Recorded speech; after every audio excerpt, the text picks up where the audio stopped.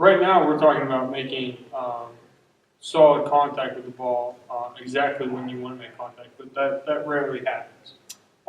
So a lot of times a player might get beat by a pitch, sitting off speed, adjusting to a fastball, hitting it later, and his swing than he would have liked to. So how do you make sure when you're hitting off a tee, you're always hitting it where you want to, but then you get into a game situation and you don't have the sensor on your bat? How do you ensure that your approach angle is getting on playing with the pitch early? Because all you see with that metric is what plane it's traveling at when you make contact with the ball. Yeah, so I think what you're asking basically is, can you increase your margin of error, and how can you do that? And one way to do that, and a lot of people have talked about trying to match the plane of the swing to the plane of the pitch. Because obviously, if I can get this moving in the same plane as the ball for a long period of time, chances of a collision are pretty good. Right. The challenge is that approach angle is actually changing all the time. Right? So it's downward to start with, because I start with the bat in the air, and then it gets to a low point, and then it starts to go up. And so timing is really critical in terms of the actual approach angle. If I hit the ball deep in the zone late in the pitch, it's more likely to have a downward approach angle.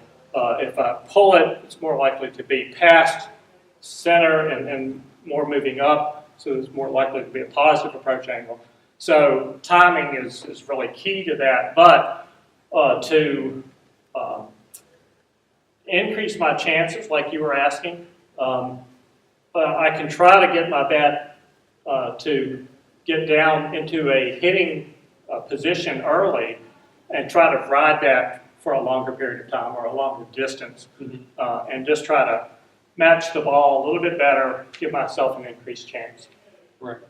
And how can you use the app to ensure that you're doing that? Couple of different ways. Just try to, against live pitching in different locations, try to consistently get a good approach angle so that you're consistently timing it correctly. And another thing you can do for any given pitch is look at the 3D view. So you can look at the actual path of the ball leading up to impact, and you'll see that bat's moving downward and then it changes to go back upward. And you want to look at that in relation to where impact was made. That shows up in the 3D view. You can really start to see, even if you're close to zero or positive, how much leeway did you give yourself prior to impact? And this is another metric that a player can look at and see when he's going really well, when he's really hot, what is his approaching consistently when he makes contact with the ball as compared to when he's slumping. Is that something that he needs to make an adjustment to? Was he at 8 degrees when he was hitting well and he's now gone flat to 0 or even maybe negative, and now he has to make the adjustment back to a positive approach?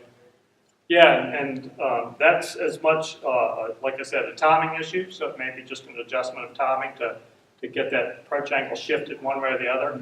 And it may actually be a function of location. Maybe they've changed where they're choosing pitches more often or where they're being pitched to.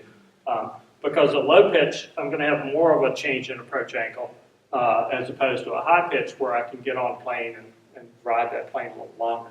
Right. So that's just gets back to knowing your swing. What works well for you? Where do you want to live in terms of approach angle, and did you shift away from that?